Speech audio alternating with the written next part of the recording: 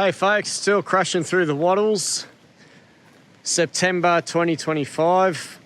I'm in my element today. I've just done a land for wildlife assessment at Fitzroy Falls. I'm on the Red Hills Road, Fitzroy Falls. If you ever check out this area, it's really nice in the Southern Highlands of New South Wales. It was an absolutely brutal morning with the rain and the winds finishing up. And now that low pressure system's moving off the coast now. So I was hoping the sun would come out, and it has. But it's beautiful place to hang out. There's a lot of eucalyptus piperita forests here. I was on the basalt country earlier with fastigator and eucalyptus obliqua, cypellocarpa. There's a lot of swampy country around here too, with sort of piperita, Melaleuca lineariifolia, and going into some swampy country. That's what I know, the Fitzroy Falls area 4. In some places you just get a lot of sort of sclerophyll forests in swampy areas. It's good leach country. But here we've got the beautiful Acacia melanoxylon. It's one of the most beautiful widespread wattles. It's very well known.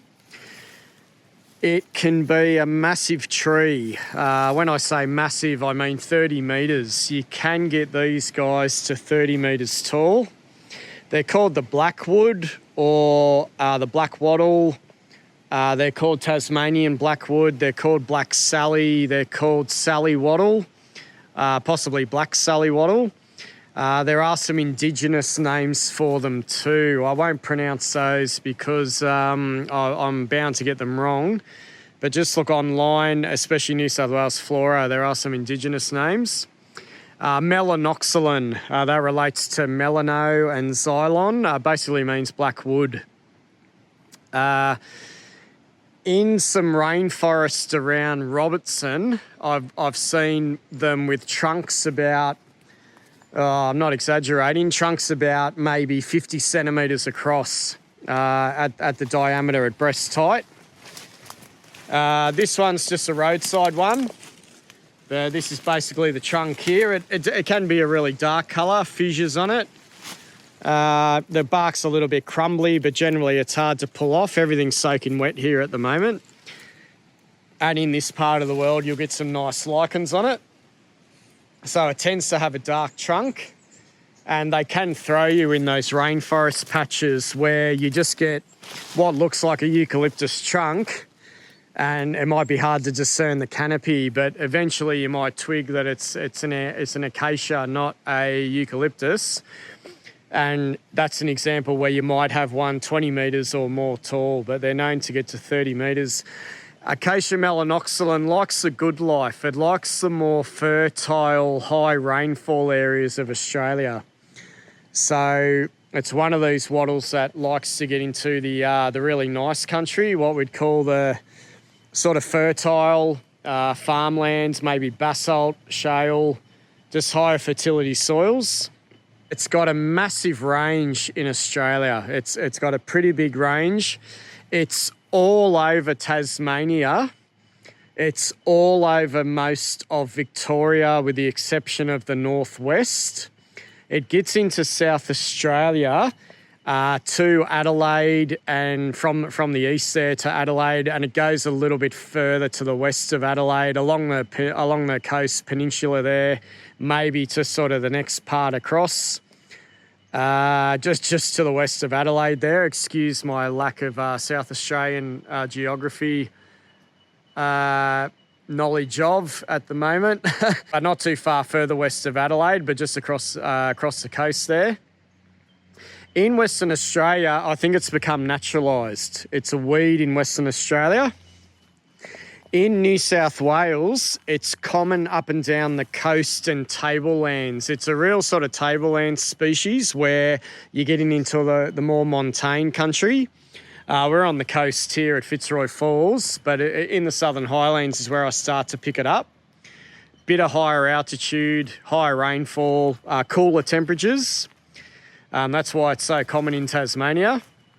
New South Wales, it doesn't go too far west, maybe to about Orange, maybe east of Wagga Wagga there, and sort of a little bit west of Armidale, Tamworth. It's got a real strong tablelands distribution, but it just gets onto the western slopes. And then in Queensland, it's got a patchy tablelands coastal distribution, and it goes right up to the north of Cairns. That's where it finishes up. So massive range on this guy. And in Queensland, it probably likes the better life as well, I would imagine, on the higher montane country.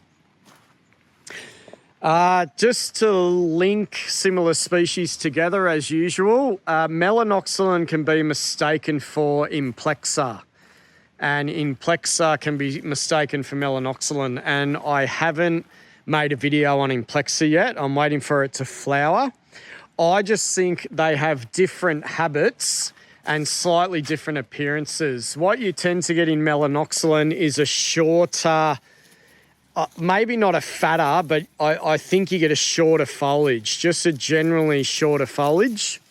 A lot of leaves typically doing this sort of thing where they're around, you know, maybe 6-7 centimetres long and about maybe a centimetre or two wide. Implexa, they just tend to have a more narrow, skinnier foliage a lot of the time, especially when they're young. What I think with melanoxylon is when they're small plants, they just tend to very quickly have a much more broader, heavier, sort of more spreading canopy than something like Acacia implexa. Acacia implexa, they tend to stay skinny and narrow. I'm just trying to see if I can find any smaller ones here on the side of the road. But even this guy here, which I will give it around maybe 8 metres tall, and it's got a trunk about, 10 to 15 centimetres across. Got that nice black fissured trunk again. It's just got such a heavier canopy than something like Acacia implexa. When you look at the amount of foliage on it, it's just a heavier, broader canopy. What I argue is Acacia melanoxylon is a really good shade tree, where Acacia implexa, that's a crap shade tree. That doesn't give you any shade at all, especially when it's on the Cumberland Plain or a roadside. These are just my general tips. Acacia melanoxylon, it just puts on a really nice heavy canopy really quickly, is my sort of, one of my sort of take-home general arguments for it. I'm just trying to see if I can get a smaller one here on the side of the road. I'm getting stymied by things like Hakea dactyloides, I think it is. Might be Hakea salicifolia. Here's one here, which I think is another good example. This one's about 5-6 metres tall, and it's just got so much foliage. It's already a shade tree, and it's only 5 metres tall.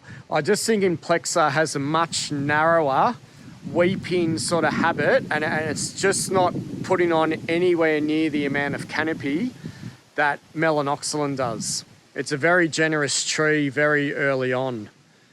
And that's one of the things where I'm driving along the side of the road, I reckon I can pick an implexa from a melanoxylon just by the habit.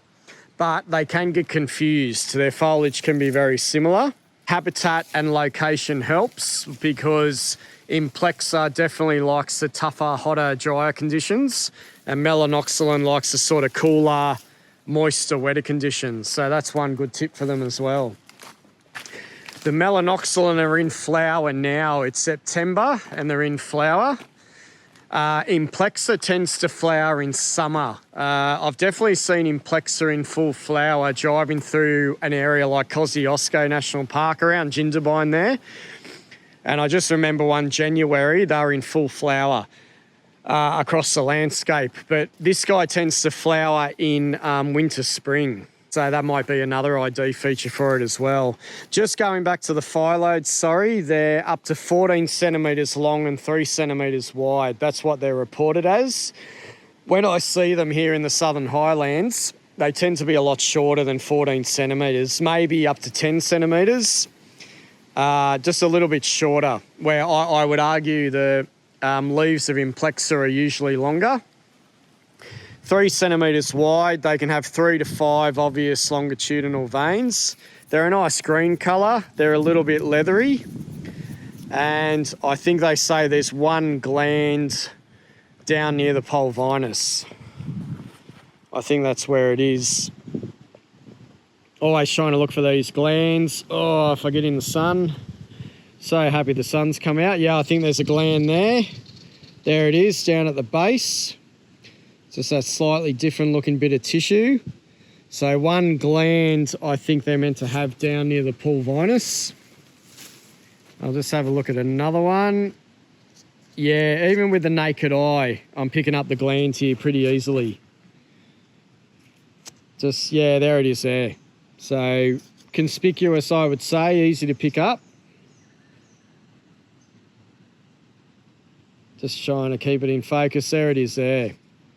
So one beautiful gland. I think implexa has the same condition. Again, I just think melanoxylon has a shorter, maybe a possibly slightly fatter leaf. Like I said, it puts on a very nice canopy. It's, you know, it's a beautiful garden tree. If you needed a shade tree, it'd be a good one. It might just get too big on you. I think an implexa can be easy to sort of remove if you have to, but melanoxylon might be a bit of a job if you let it get too big. And the wood is very tough. Whether you're cutting a implexa or a melanoxylon, if you ever are, the wood's very tough wood. I know that from some experience with implexa. Here's the flowers. They just put on axillary sprays, I think of up to 8 heads, about 8 centimetres long or somewhere around those dimensions. So they're just putting on these really short sprays of heads from each individual leaf axil. But you get these nice leafy sprays or at the same time. But you can see every individual spray is very short. It has about up to 8 heads, I think the website says. New South Wales Flora at least. And I think the sprays can be up to about 5 or 8 centimetres long.